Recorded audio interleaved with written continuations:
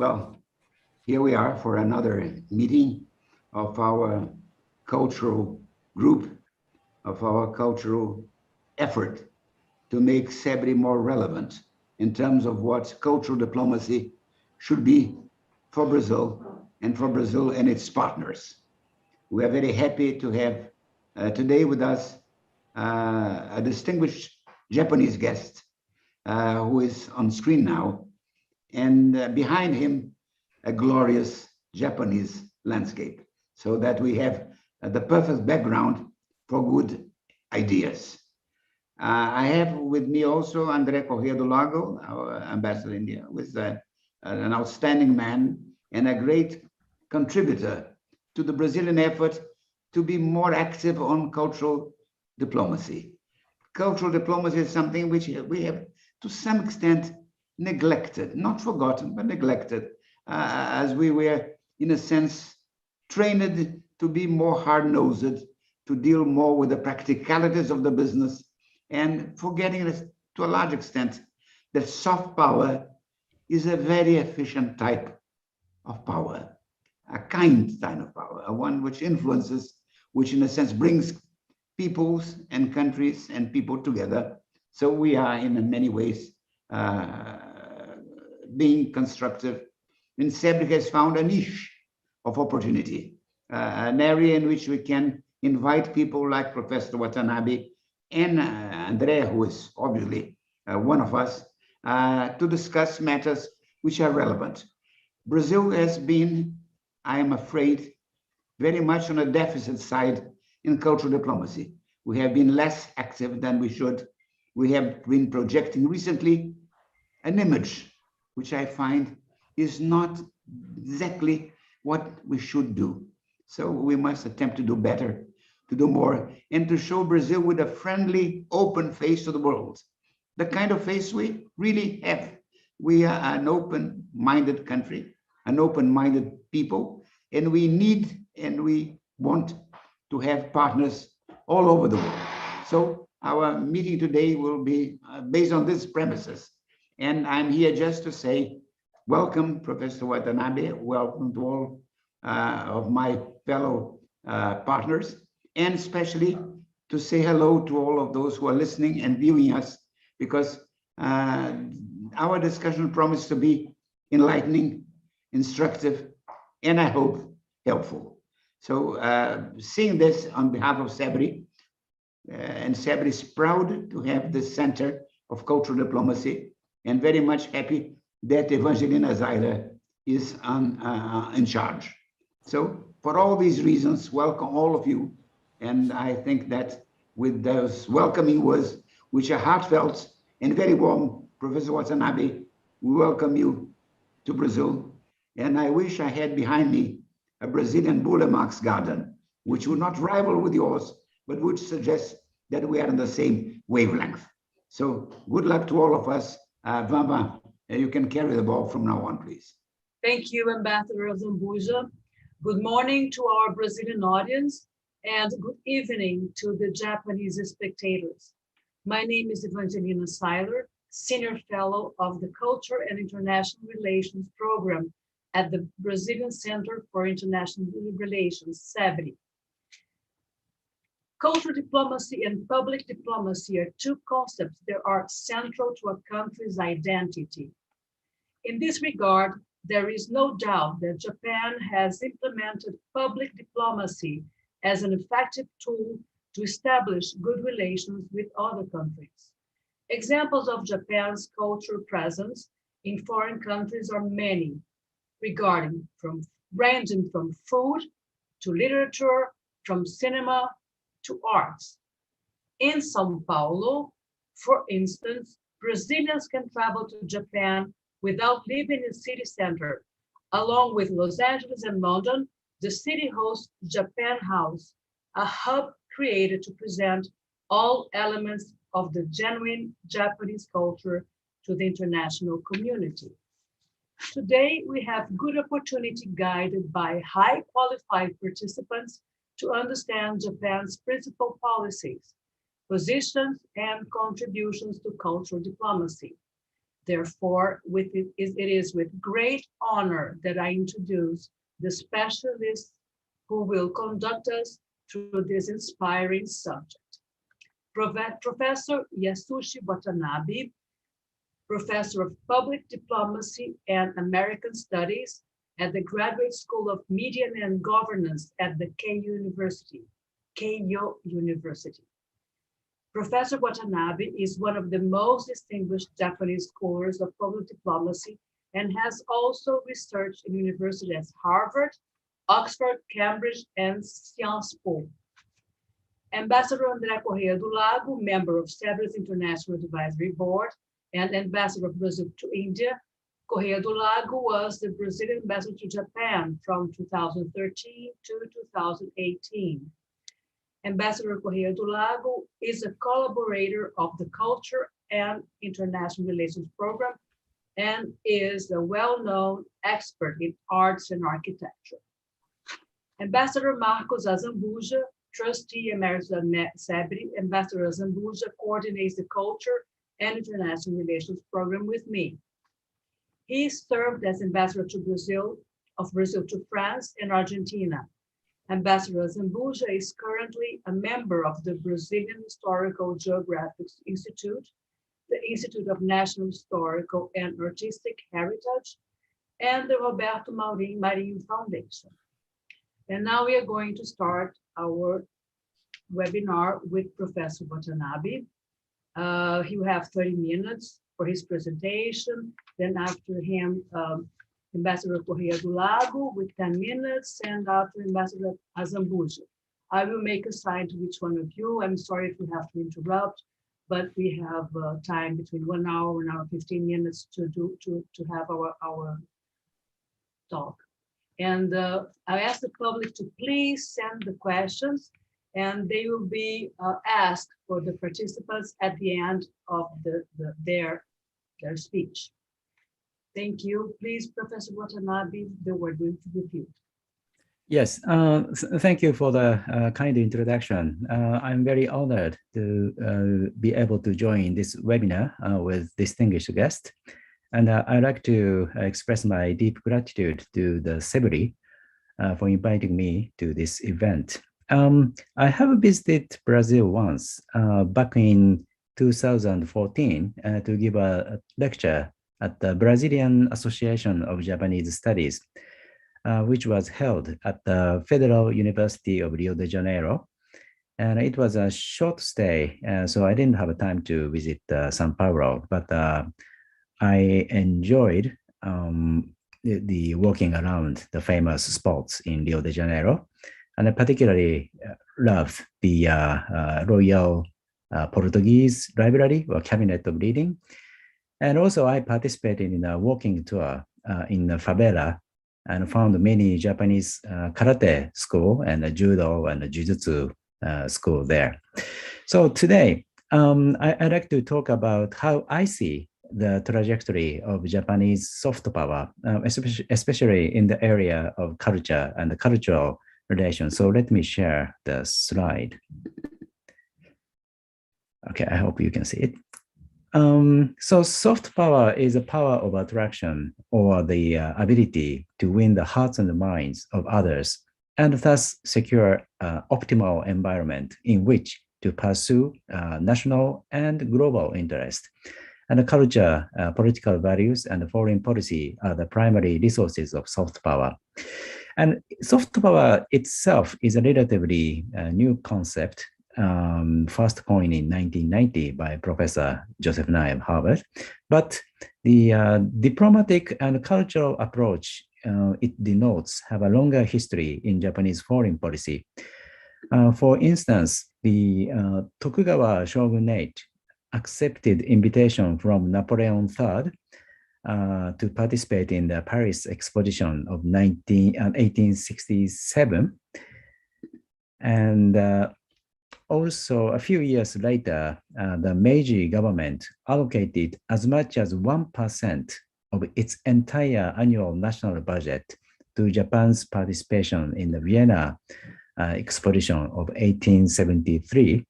And Japan's exhibits at these expositions created a sensation and stoking a so-called Japanism frenzy in Europe's art world. And then moving on to the mid-20th century, as you know, Japan lost the Second World War in 1945, and this is a famous photo of the Japanese emperor and the general commander Douglas MacArthur. The Emperor Hirohito was smiling, whereas the General MacArthur looked kind of imposing. Obviously, Japan faced the challenge of transforming its image as a militaristic aggressor into that of a peace-loving democratic nation. So Japan's soft power engagement cautiously avoided materials likely to arouse association with the way of the samurai and with other elements of Japan's feudal past. Instead, it highlighted more benign facets of Japanese culture, such as tea ceremony and ikebana flower arranging.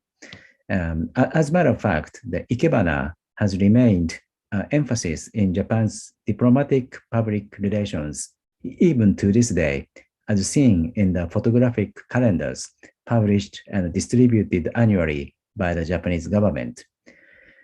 So if you have a Japanese calendar from the embassy or consulate, you may still see the ikebana on top of it. Otherwise, Japan was very inactive in terms of soft power engagements, partly because of all the bad memories of Imperial Japan's imposition of its language and culture on its colonies. And also, it was right after the Lost War, and Japan was under occupation for the first time in history. So Japanese people were not confident with their cultural identity. And Japan didn't have much resources for soft power engagement. But the Japanese economy attained convincing momentum in the 1960s, and the Shinkansen bullet train line was completed in 1964, right before the first Tokyo Olympic. And one of the legacy of the Tokyo Olympic was a systemic use of pictogram. And it was the first time Tokyo had so many visitors from all around the world. So Japan had to deal with the language problems, and pictogram was useful in that sense as well. But by the early 1960s,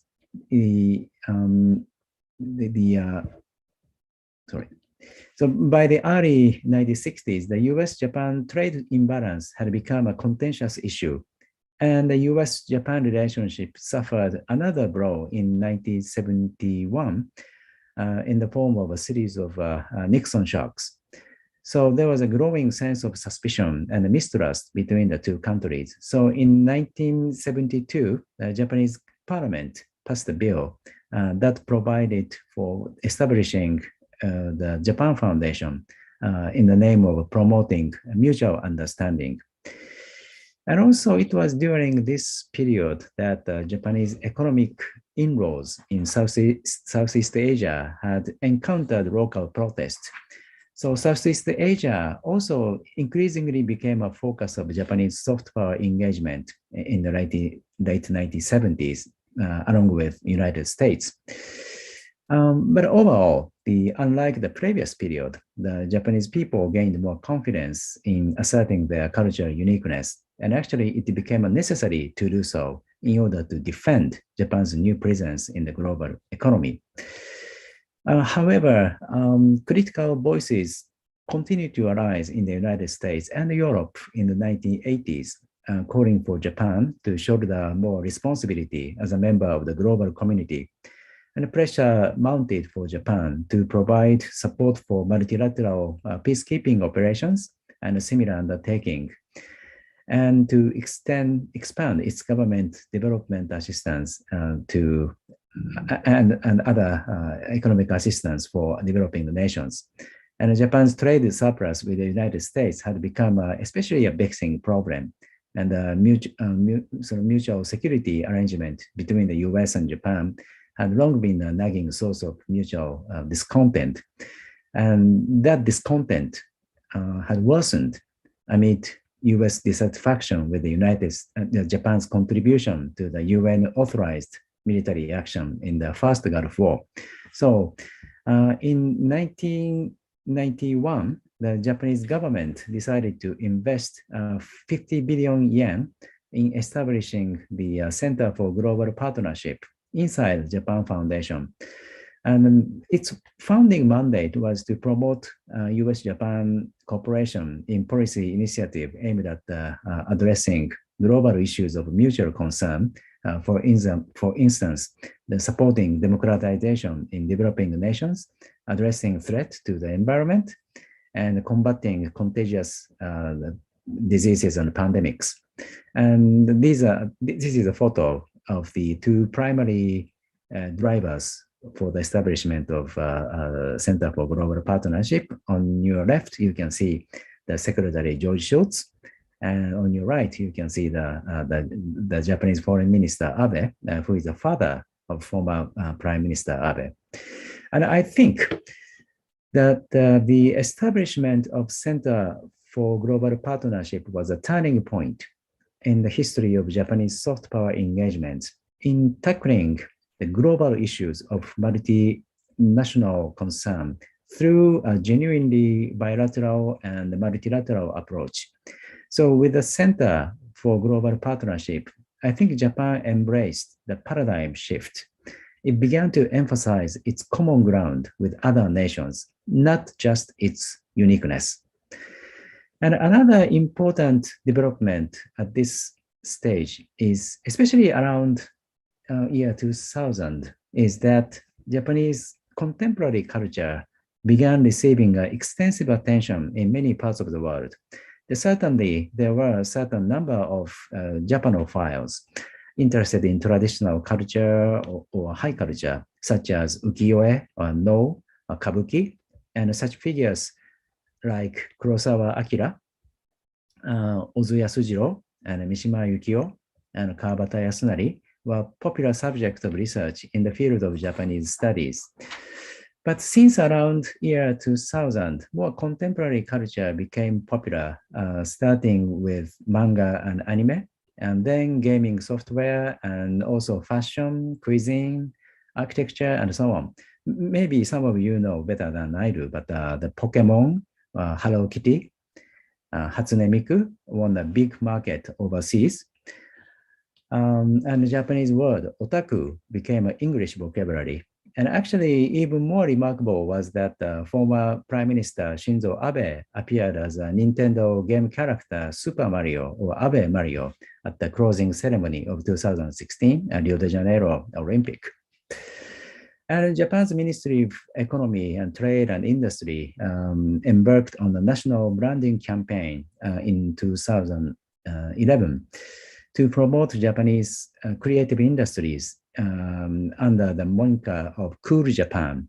As some of you may know, that this is basically a copy of the United Kingdom's Cool Britannia campaign and during the Tony Blair administration. And already artists like the Kusama Yayoi, Ozawa Seiji, and Ono Yoko were well known, but the younger figures like Murakami Haruki or Yoshimoto Banana and Nara Yoshitomo or Murakami Takashi came into vogue. I also have such architects as like Ban Shigeru, who is my colleague in the same faculty, and Kuma Kengo and Ando Tadao. And now it spreads even wider from Uniqlo to Marie Kondo, who even had her own channel on Netflix as a tiling expert. Also these days, almost every day, Japanese media reports on Shohei Ohtani, who successfully plays both as a hitter and a pitcher in a US Major League Baseball, just as Babe Ruth did 100 years ago. And today, Japan is more represented by those with multicultural backgrounds. On your left, you can see Rui Hachimura playing now in national basketball in US. His father is from Benin, West Africa. And on your right, the Naomi Osaka, the professional tennis player, and her father is a Haitian American. And for your information, 1 out of every 30 babies born in Japan today has at least one parent originating from overseas. And non-Japanese make up more than 20% of the new adults in central districts of Tokyo. So Japan is getting more heterogeneous and multicultural society. And with the revision of Japan's immigration control law in 1989, the Japanese Brazilians and their families came to Japan to work in the automobile and home appliances factories. Unfortunately, due to the financial crisis in 2008 and the Great East Japan earthquake in 2011, the production of each factory decreased, and many of the Brazilians who came to work returned to Brazil. However, there are still more than 20 Brazilian towns, the so-called Little Brazil in Japan, with more than 200,000 people living there. And the Brazilian towns in Gunma and Shizuoka prefectures are particularly famous, well known in Japan. And in Oizumi town in Gunma prefecture, 10% of its population is Brazilian. Impact of soft power are always difficult evaluate, especially hard to quantify. Causal relationship are not easy to pin down, and often it takes years for any tangible result to come out. But according to a recent comprehensive annual soft power index by a UK-based strategic consulting company, Japan ranks number 5th in 2018, following after the United Kingdom and France, Germany, and US. And other surveys show more or less the similar results. And according to Japan National Tourism Organization, the number of international travelers to Japan was just about 5 million in 2003, but it went up to 30 million in 15 years in the year 2018. So nowadays, you can see a lot of foreign tourists all over Japan, even outside of typical destinations such as Tokyo and Osaka or Kyoto. Of course, everything stopped because of COVID-19. And these data are a bit old because of COVID-19. And Japan's creative industries are well received overseas. And the first Japan House, as explained before, was opened in Sao Paulo in 2017 and attracting more than 1 million visitors in 1 year. And we have, Japan has other Japan houses, the one in Hollywood, Los Angeles. The other one is in central London. But I think the one in Sao Paulo attracts more the visitors. So congratulations. The number of international students in higher education was just around 30,000 in 30 years ago, but it went up 7 times. So, and hitting the record high.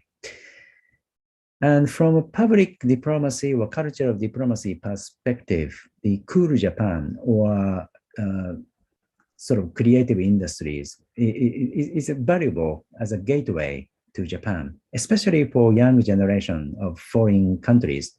Some of them might choose to come to Japan as a tourist or study Japanese language and culture, or even pursue Japan-related careers. They may get critical of certain aspects of Japan or certain policies of Japan, but that's perfectly fine. At least they tend to have a more nuanced and contextual understanding of Japan instead of being susceptible to sound bites. That's very precious. Their presence can be particularly valuable when the bilateral relations get sore over certain issues. So Japan's soft power engagement has so far seen some level of success by taking advantage of Japan's unique culture, art, and language. But in the future, I think it will be also necessary to increase Japan's soft power in the area of universality. For example, Japan experienced serious pollution and suffered calamitous natural disasters in the past. So we can share our experience much more with the other parts of the world. And this is the manga-based textbook for disaster prevention produced after 3/11, the big earthquake on March 11, almost 10 years ago. So that even the small kids in vulnerable regions like Indonesia can prepare for future disasters. And Japan managed to host the Tokyo Olympic Games this past summer, although it was very much restricted because of the COVID-19. But in order to make as many as 5,000 medals, about 2 tons of metal was necessary. And at this time, Tokyo made all the medals using urban mines. The metals recycled from the discarded electric devices, including mobile phones and small household appliances.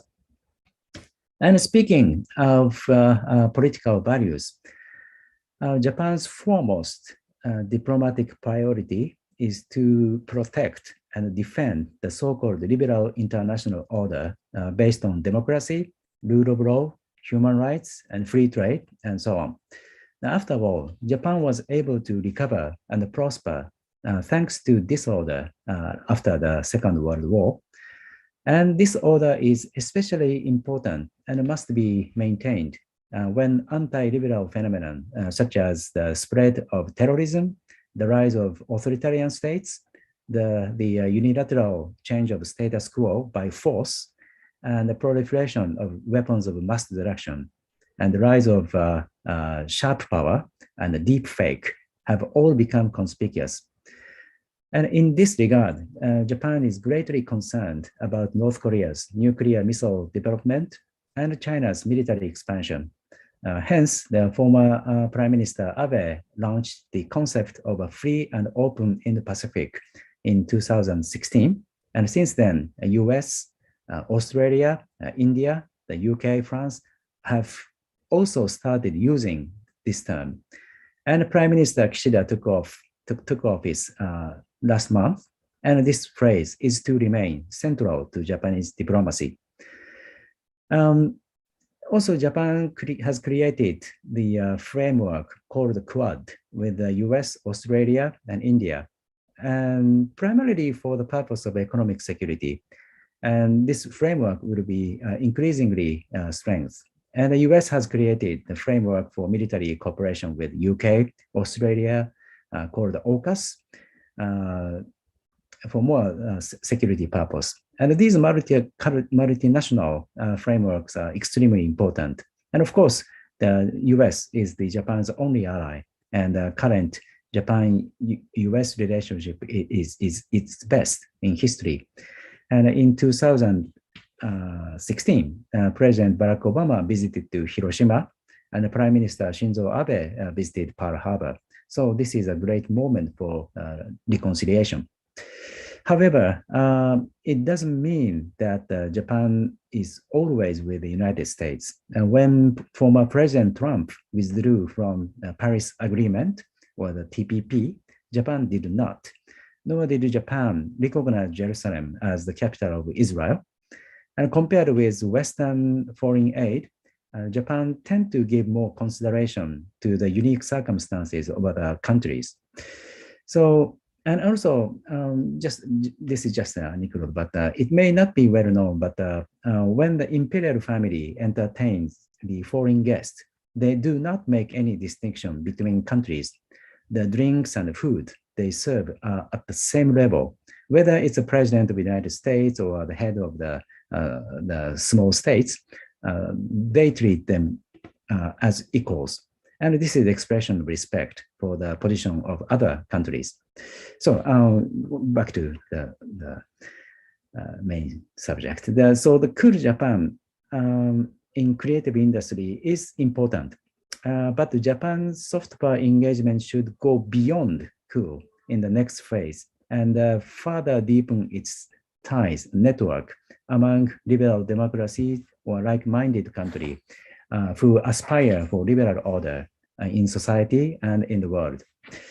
And having said this, Japan faces some challenges that could affect its own soft power engagement. One of them is aging and shrinking population. Japan's current population is 125 million and has just begun to decline. And currently, Japan's median age is 49-year-old, and by year 2050, it's going to be up to 53 years old. So Japan can certainly be a leader in senior culture or senior friendly society, utilizing new technologies and social innovation. And if Japan can present a kind of Japan model for aging society, that will be an asset for the Japan's soft power.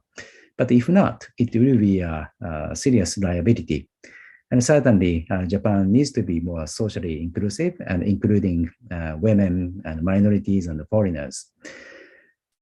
So probably I should stop here. Thank you very much for listening, and I look forward to your comments and questions and exchanging opinions. Thank you.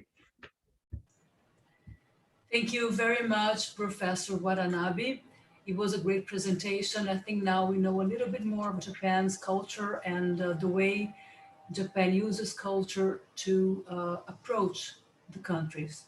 So now we're going to have Ambassador André Corrêa do Lago with his comments about Professor Watanabe's speech.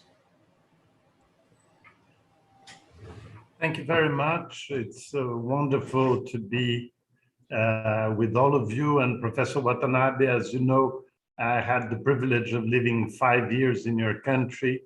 And one of the dimensions that fascinate me most in your country is the cultural dimension. And this discussion today is much more because, as Evangelina very kindly has said, that I have a foot in the architecture and other arts theme, and your country has fascinated me for many years before and even more after my period in Japan. Since you made a very thorough presentation, I would like maybe to make some bridges with Brazil in this presentation that you made.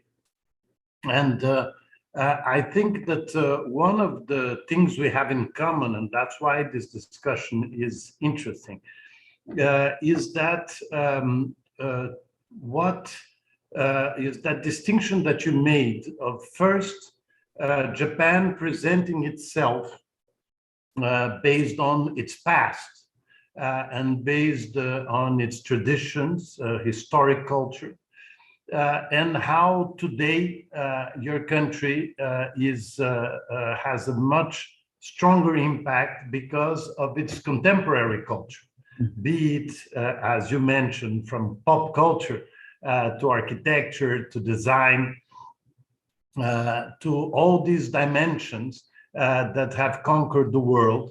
And I think this is the very strong link with us. I believe that Brazil today is one of the countries that has the most interesting contemporary culture. And what we have to learn from Japan is how to use it better. Ambassador Zambuja hinted at it in the beginning on how we could use better the extraordinary stock of culture that we have in Brazil. And I think that the institutions that you presented and that we don't have in Brazil would be a very important step for us to make sure that we can project an image of the country. And the question of the image of the country is something that is very much debated in Brazil and in other countries, because there is dimension that you more or less don't control because people love it anyway. For instance, Brazil doesn't need very much to promote football, but it's one of the strongest image that Brazil has in the world. But it's very important to distinguish between high culture and pop culture. And where I feel very comfortable in that discussion is that I think that Brazil is also very strong on both, on high culture and in pop culture. I know it's a big debate. We can talk about how we classify this, but I'm going to give you a little of a parallelism that I like very much, is that in the 60s, when Japan was growing and completely changing its image, Ambassador Zambuja and I lived the moment in which Brazil and Japan were compared constantly. We were growing at 9%, 10% a year. And we had one very strong element in common, is that we are the two faraway nations compared to the central cultural centers, like the US or Europe, that had the very strong impact on architecture. Japan with Kenzo Tange and Brazil with Niemeyer, they were not alone. There are many other great Japanese architects at the period, but there was like an ambassador of Japanese architecture like we had ours. And somehow we had this parallelism also of the inauguration of Brasilia in 1960, that I believe was one of the strongest projection of Brazilian cultural power and soft power before the definition, and at the same time Japan with the Olympics, and how architecture was absolutely essential for the projection of the image of your country and for the projection of the image of our country in Brazil. And this follows, for instance, one thing that Japan is a great fan relatively to of Brazilian culture, which is music. Japan today, I don't know if most Brazilians know, but I think there are more experts of bossa nova in Japan than in Brazil. And other kinds of Brazilian music also, the Japanese are great fans. But I think it's very, very interesting how you put this issue of how much of individuality a country has to show and how much of image of its integration with other countries. I think this was very interesting in your presentation on how in the 60s, Japan had to project an image that would help to sell its products. And at the same time, it had to have an image of non-isolationism, like the one that the world had the image before the war about Japanese militarism, etc.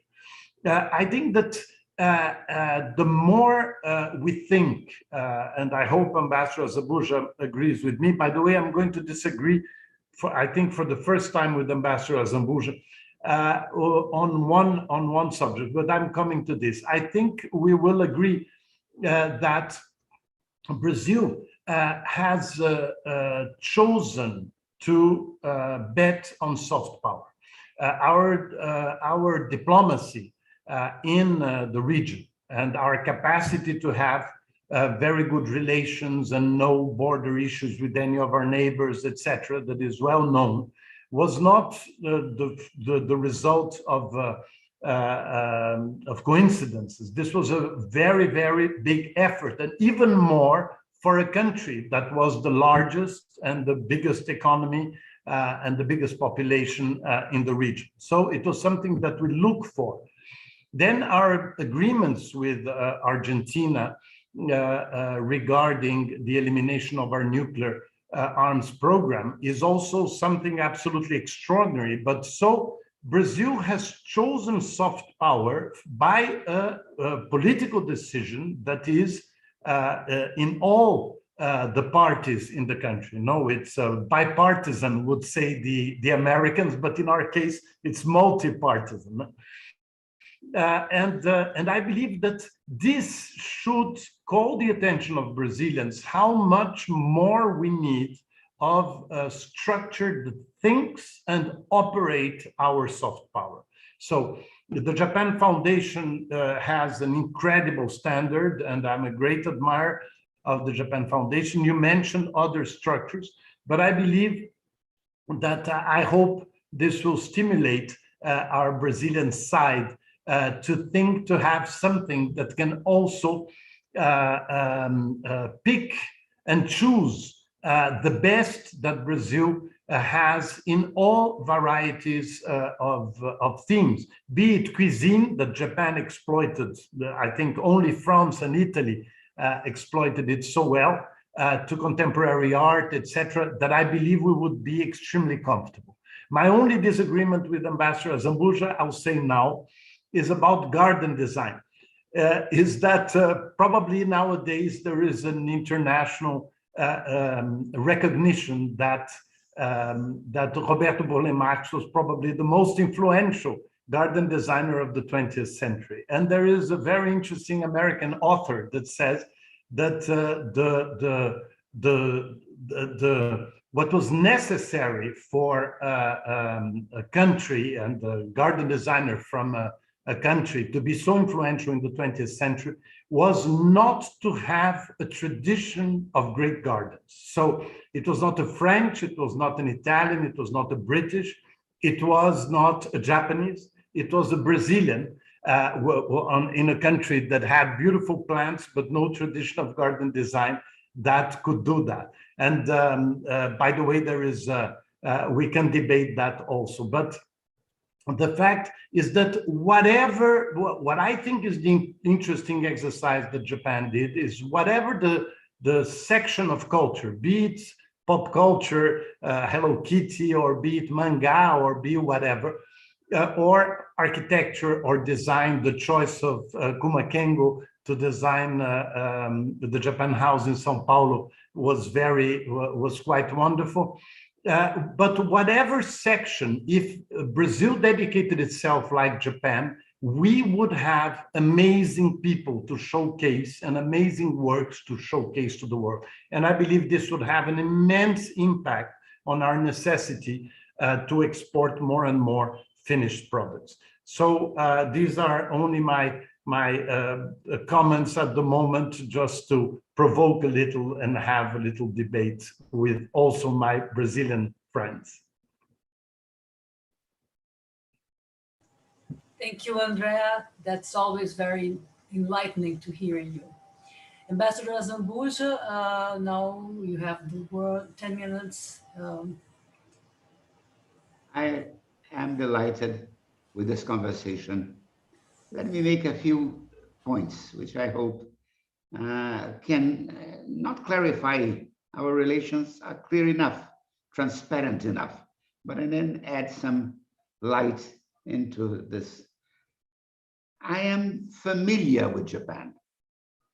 It's strange that someone coming from the other side of the world could say that. Japanese faces are familiar to me.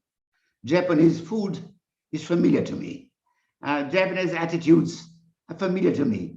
I'm not talking to an alien when I'm talking to you, Professor Watanabe. I'm talking in ways with a fellow countryman. So many of my countrymen look like you, act like you. So in a sense, intimacy is built into our relationship. And I think André Correa do Lago has made a point very aptly and very brilliantly. We are not, in a sense, in a trip of discovery. We are just checking out with neighbors on common policies, common objectives. We share a lot. After this conversation is over, I'll hop into my little Honda and go and have some sushi. So in Rio de Janeiro today, I will be doing things which are familiar. So let me underline the familiarity of two countries which are so remote physically, but in a sense share so much. You made the point brilliantly on the contributions of Japanese art, culture, the cool, the not so cool, the modern. I have with Japan a relationship which goes back many years. And may I, in a sense, digress for a moment to say that one of the major moments in my emotional, cultural makeup was in Kyoto. When I visit a temple, I'm going to say the name of the temple with great care because maybe I'm saying it wrong, called Ryoanji, which is a sea of sand where 7 stones are placed, and against the background there is a wall. And you sit very informally on a porch, and you look at beauty in one of its purest manifestations. I have for your country images which travel with me, with me. So let me say that I think that we have a number of shared images already in São Paulo, in Kyoto, in Osaka. So there is a sense of intimacy. Let me agree, because I don't want to have even one single point of disagreement with André Correa do Lago. I mean, to be in full agreement with him is part of my basic needs. I need to be in agreement with him totally, not partially. I think that Roberto Budamax did something extraordinarily important, that the contribution is enormous, that he did something which is, he organized a rather chaotic landscape. What I love in Roberto Budamax is that out of disorder, he made order.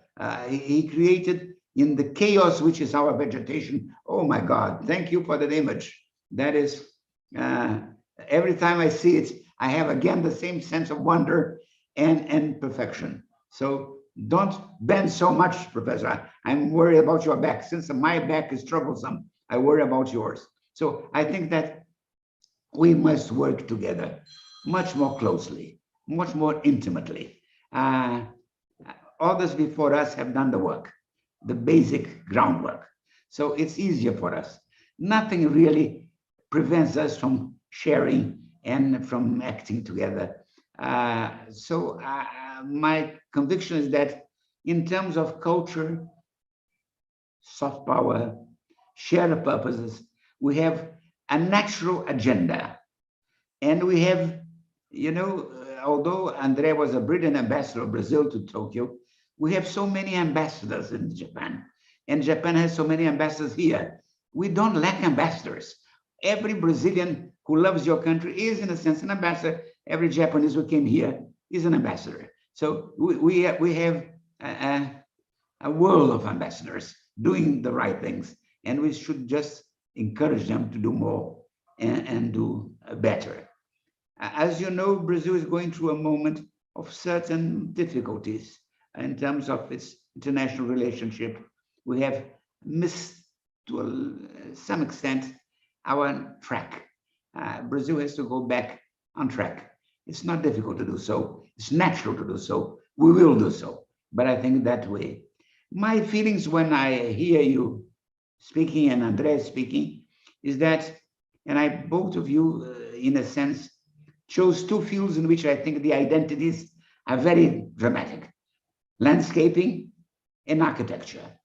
In both cases, I think that you chose wisely areas in which it's there. It's simply a matter of helping it further along. And I think that we have the right people to do it.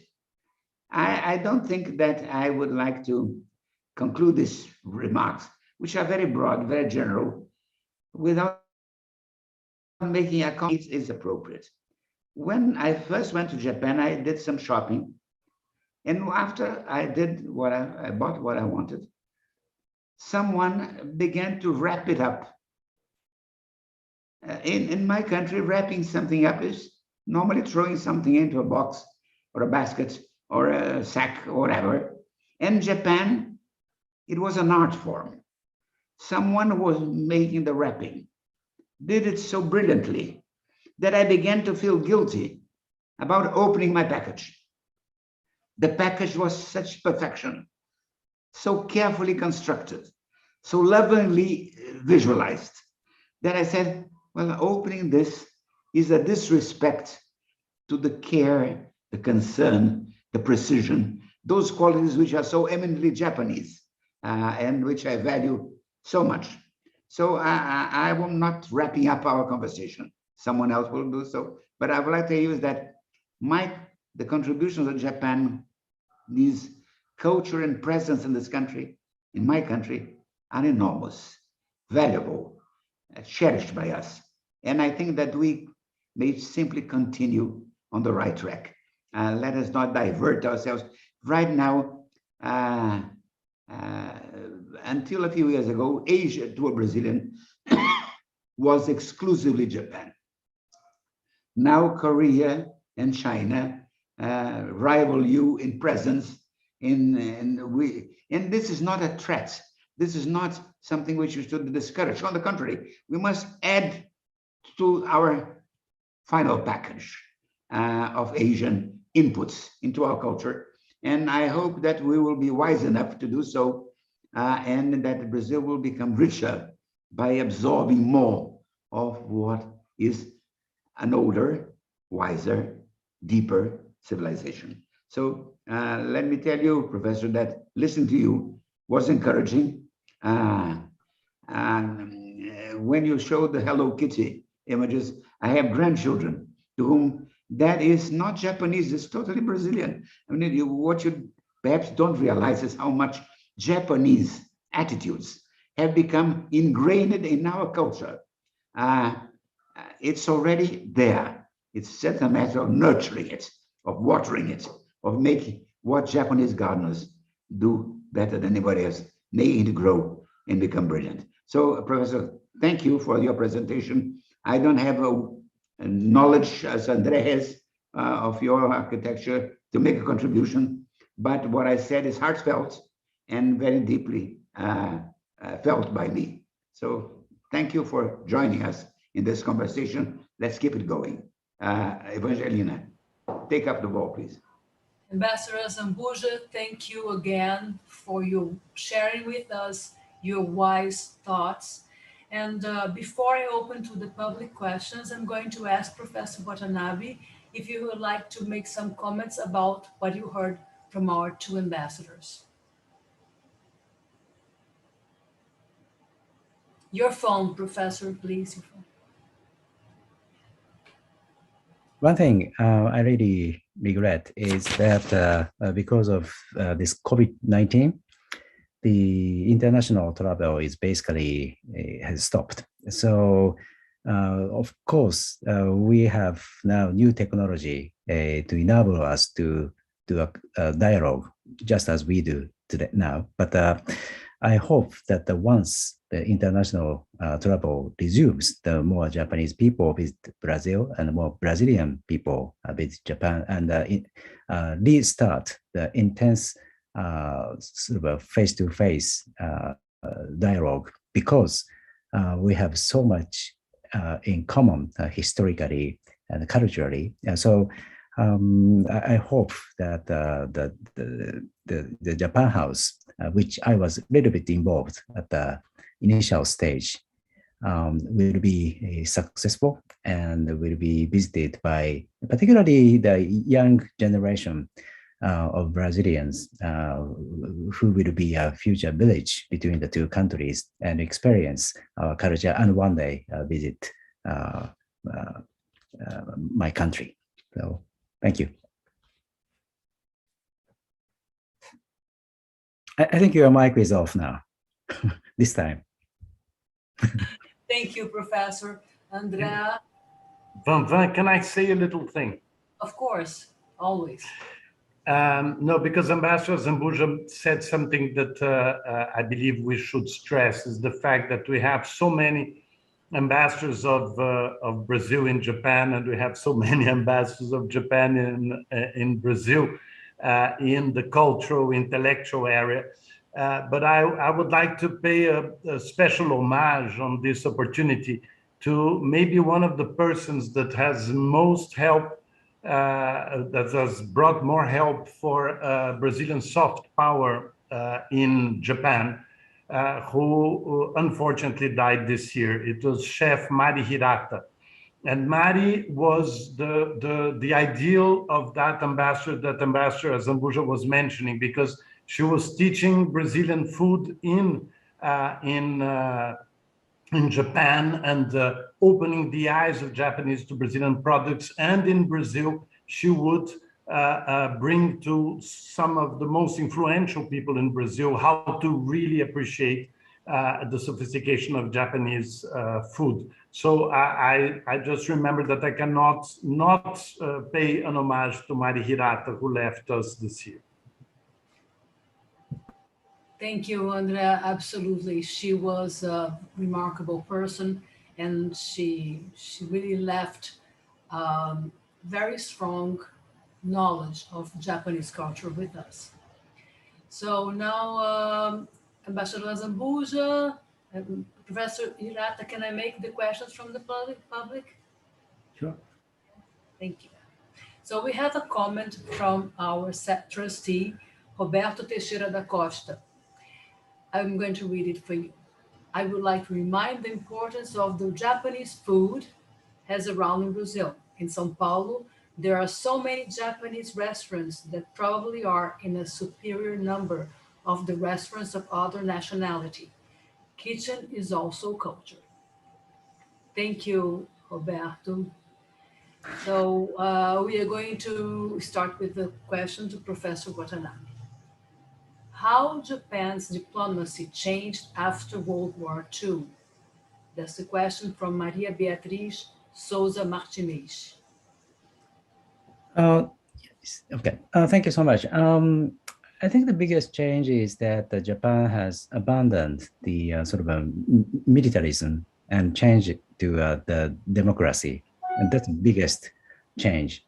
And especially we made economic and social progress, after everything was virtually destroyed by the war. So I'm not sure if this is well known or in Brazil, but if you go to Middle East countries or other parts of the world, and the Japan's experience from rising after such a devastating devastation of the war is often considered to be the role model for those societies now struggling and trying to developing. So that's probably one of the, I should say, soft power of Japan, shifting from the military control to democratic control, and also sort of a reason from the debris of the war to the way it is now. So this development itself is a great asset of Japan, I think. Okay. Another question is that considering the emergence of South Korean pop culture, how to attract the attention of more young people to Japanese pop culture? Well, I personally very much like the Korean pop culture, and my students love it. And I think that's great because, as you may know, there's some tension between the two countries over the history and the territorial issue. But because of this cultural connection, especially among the young people, I think the bilateral relationship still keeping and going. So that's another important role of culture. And yes, South Korean pop culture is very popular all around the world, but it stimulates the young minds, young artists in Japan.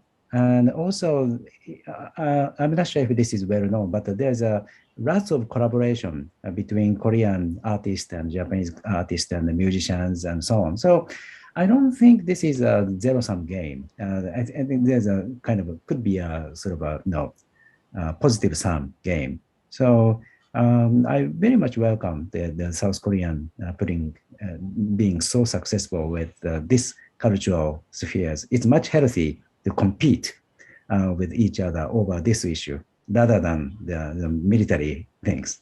Yeah. Absolutely. Another question from Luis Renia. It is very impressive that Tokyo Metropolitan Region has done from 1964 to 2021, from a very challenging situation to the #1 metropolitan region in sanitation. Another impressive knowledge that Japan has is on disaster prevention, net zero carbon emission, and others. How to share all this knowledge?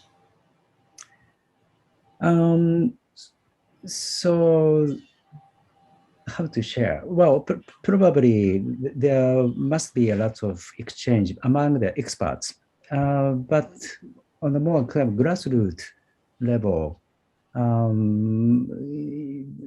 there will be a necessity of doing more exhibits and symposium and seminars, hopefully at the Japan House, and sort of exchanging. I think Brazil is also doing pretty well. So exchanging the experience and good practice and so on. So,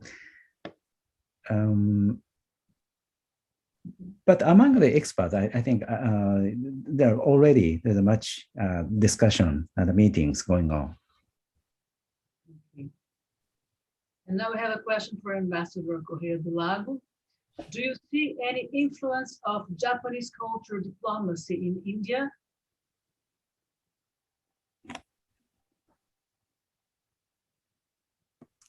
Well, that's a very interesting question, because I think it comes back to a comment that Professor Watanabe made in how in other regions, more than maybe in Latin America, Japan is the reference of a country that can overcome its challenges in a relatively quick way. So Japan is a very strong reference for India in that sense, and Japan and India are extremely close, I think more than ever from a political point of view. And by the way, also Professor Watanabe mentioned the Quad, etc. But there is the other way around also, which is the fact that Buddhism come from India, and Japan has an amazing respect for Indian culture, and Japan has enormous curiosity and including brings lots of support to many of the areas where Buddhism comes from. So there is an incredibly long-term relationship that is very difficult for us to imagine, but a mutual respect of the two very old cultures that have met and had influenced each other in different moments. So Japan is extremely present in India. Thank you, André. Now a question to Ambassador Marcos Azambuja. Excuse me. Where is it? Okay. Regarding Brazilian soft power, how would we increase it without turning it into a caricature? To what? Would you repeat that, Vava? Regarding Brazilian soft power, how would we increase it without turning it into a caricature? I don't see the danger of turning soft power into a distorted instrument. There is a large, long avenue of legitimacy in which you can proceed without veering into anything with straying out of the way. So I think that soft power is a tool, is an instrument, is something which you can utilize fully without endangering your reputation, your goodwill, and the quality of relationship with others. Soft power is not something we use to hide ulterior motives. It is something which you do in order to promote understanding, closeness, cooperation. So there is a legitimacy in soft power which cannot be distracted by other forms of behavior. So I think that the danger to me is not there, or at least not there at present. Brazil has a lot of room to go legitimately in soft power without in any way endangering its credibility or whatever. So I think that this is something which we can pursue without any. What I notice, if I may put this, Professor Watanabe, in this country is that the word fusion, the word Asian is becoming more prevalent. Until a few years ago, it was Japanese, clearly. Now fusion, or in a more integrated approach to Asian values, which is necessary, because obviously as we speak of Latin Americanness or Europeanness, there is something that transcends national boundaries. There is a certain regional view of the world. I'm not suggesting that it's the same, but there are certain ingredients which are shared by all. So you can speak about a South American or Latin American way of looking at the world, which is true. It does not prevent Brazilians from being Brazilian, Argentinians, but there is something there which allows you to go beyond your strictly national boundaries. So I think that we should accept this as natural, move forward with it, and utilize it in our behalf. Thank you, Ambassador. Yes, Andrea. Yes, please. Following on Ambassador Zambuja's comment, I totally agree that in Brazil, the risk is low because we have real culture. But I think the question is very interesting because in many countries that have less culture and less number of intellectual self-analysis and sometimes the danger of the caricature is very significant. So I think one of the great prides that we have between Japan and Brazil is how, I'm going to give the example of architecture again, and how architecture in Japan could absorb in a very intelligent way the traditions of historic architecture in Japan without being picturesque, without being typical, without being something grotesque that many countries are doing. And I believe that Brazil has exactly the same characteristic in the case of architecture. We have incorporated elements of historic tradition in Brazil, materials, etc., without falling into what would be a caricature of the country. But I believe that many countries are unfortunately falling into the temptation to promote a typical image without the substance that is necessary in the back, and that both Brazil and Japan have enormously.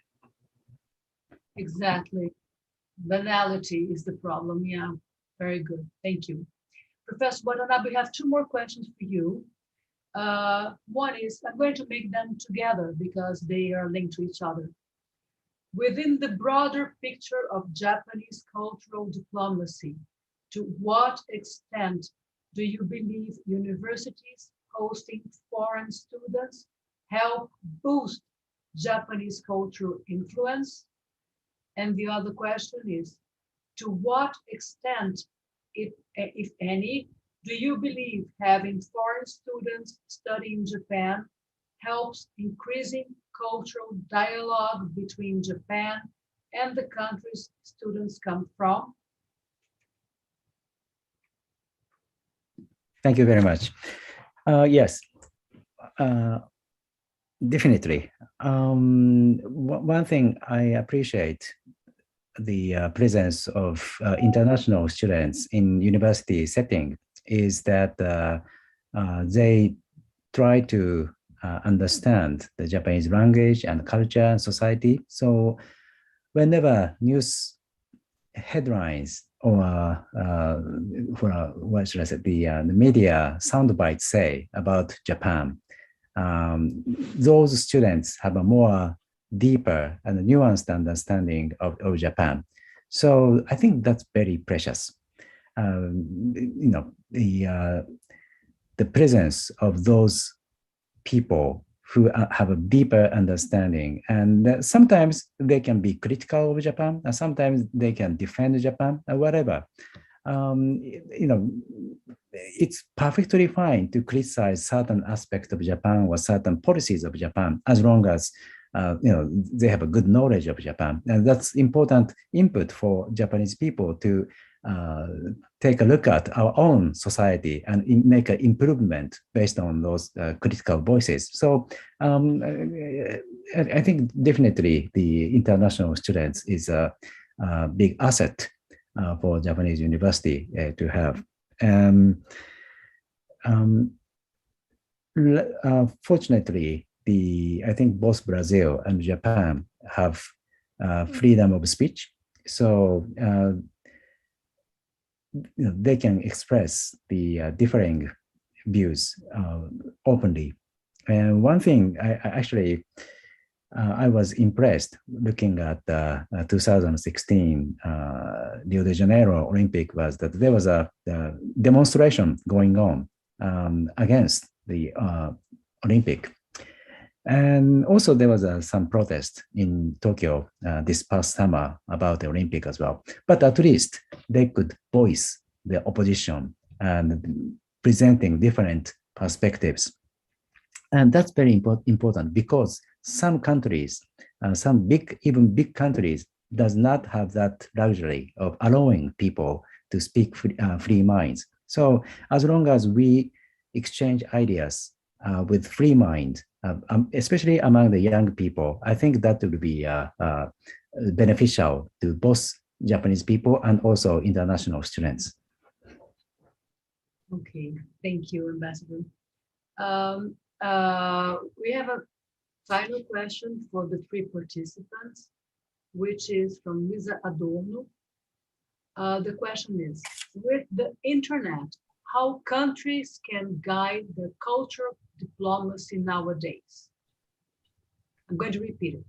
With the internet, how countries can guide their cultural diplomacy nowadays? Is that me? For the three of you, you can start.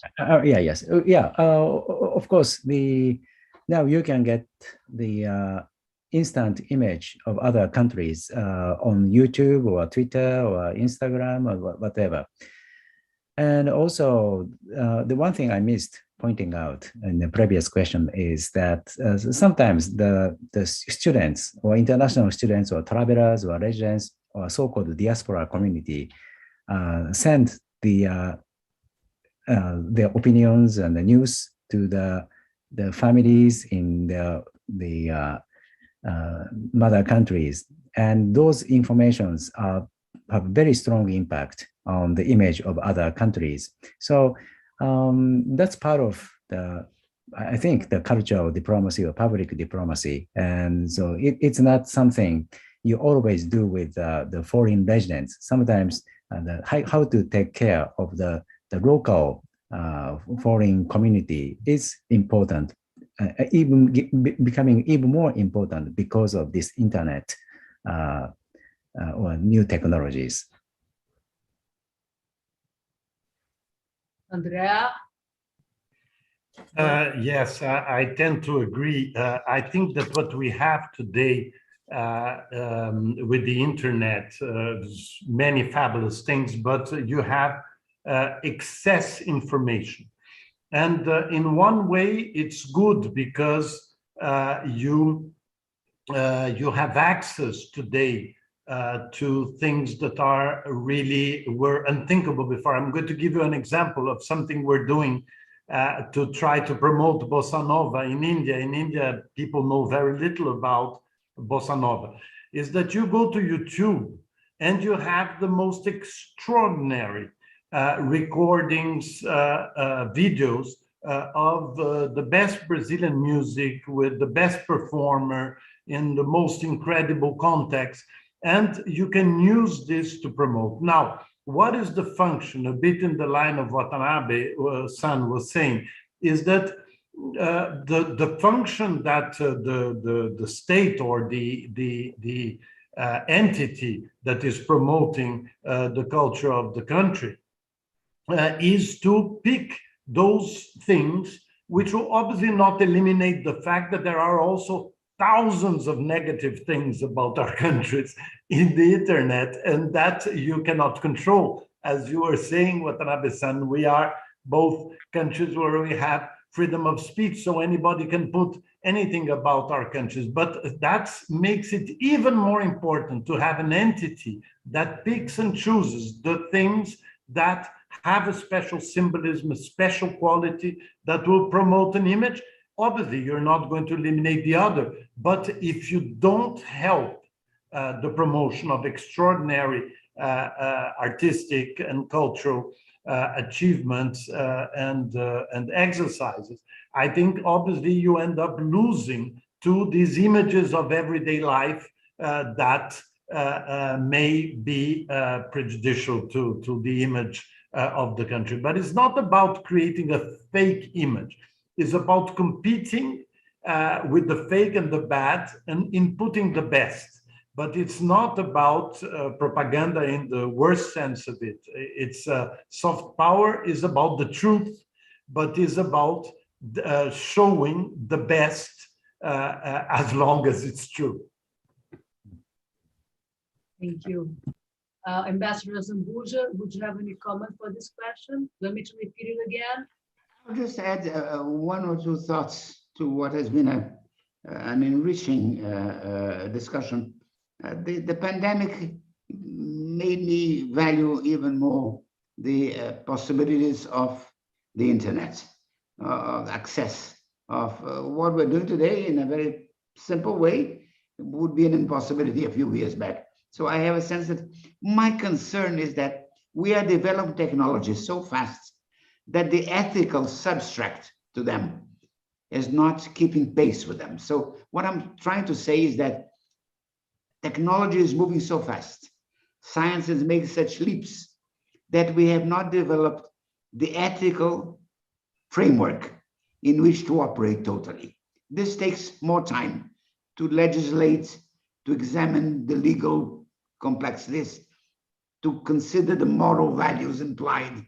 So in a sense, the speed of technology has outrun us in terms of the capacity to organize events and interactions in a constructive way.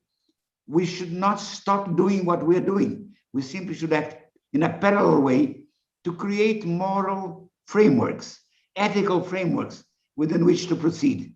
This will take a little more time because these things have different speeds. My concern today is that we are not moving symmetrically forward.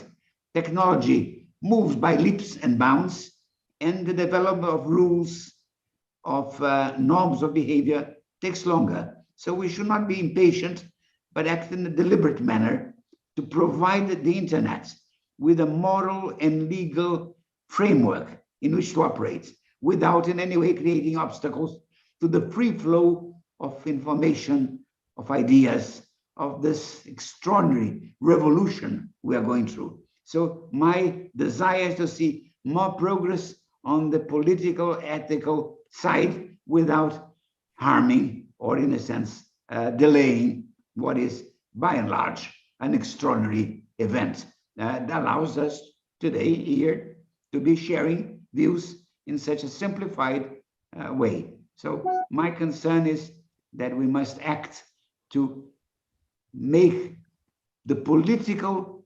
maturity which is required without harming the technological speed which we have acquired. Thank you, Evangelina. Thank you, Ambassador. Now we have one last question for Professor Watanabe. Japanese literature is over 2,000 years old, with great novels and poetry, with an emphasis on haiku.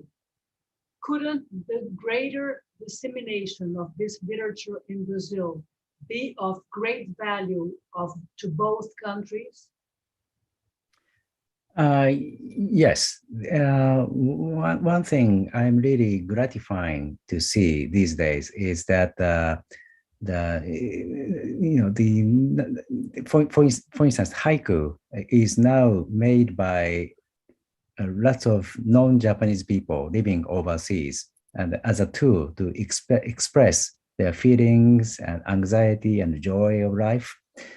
And there's a sort of haiku contest taking place in various countries. So it's not the Japanese type of haiku, but by reading and learning from those non-Japanese haiku, we understand the different way of understanding of looking at the world, and that really enriches our own perspective of life. So I hope that the haiku and the tanka and various sorts of Japanese form of Japanese literature would be important or valuable gateway for deepening the dialogue between, not only between Japanese and Brazilians, but also rest of the world. Thank you, Professor. So before we end our conversation, maybe you'd like to make some more comments. Ambassador Zambuja, Ambassador Correa do Lago, Professor Watanabe. Well, I was delighted that architecture and gardening occupied and popular culture, but I must be truthful to my age, and in a sense to say that my Japanese influences were less architectural and more cinema oriented. Mr. Kurosawa had more influence on me than most of my fellow Brazilians. He was decisive in my intellectual makeup. So I have for him and his work an enormous debt. And I think that things have moved, new great players have come, but I think that his work is crucial to what we are trying to do. He was a bridge builder, someone who made us understand Japan in many ways over many centuries better. The other one I would have to mention, because I'm a man who is indebted. If I had to pay my cultural debts, I would be a poor man because I owe so much to so many, is Mr. Murakami. Murakami to me is crucial in reading many books recently, which have helped me look at the world in a different way. So I'm making these two references to Kurosawa and Murakami. I think that I, in a sense, am paying a bit of a debt to people who have made my life more enjoyable, more profound, and more related to others. So, Professor Watanabe, thank you for sharing us this moment. With Andrea, it's a renewed moment of pleasure and a long story of dialogue. And Evangelina Zyler knows the necessity. We are close in so many ways. So thank you for giving me this final shot. As I said earlier, Japanese wrap-up gifts. I'm trying to wrap up my contribution to this meeting. Thank you. Thank you.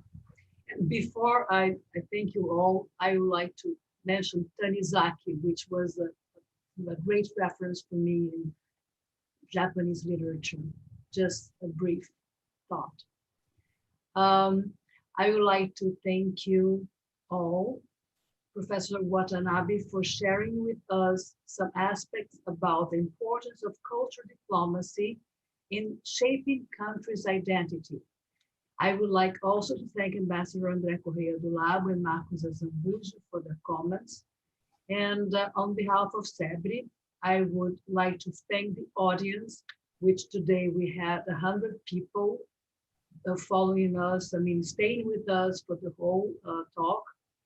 So I'd like to thank the audience and invite you all to follow CEBRI's website and social media to receive our communication about the next events.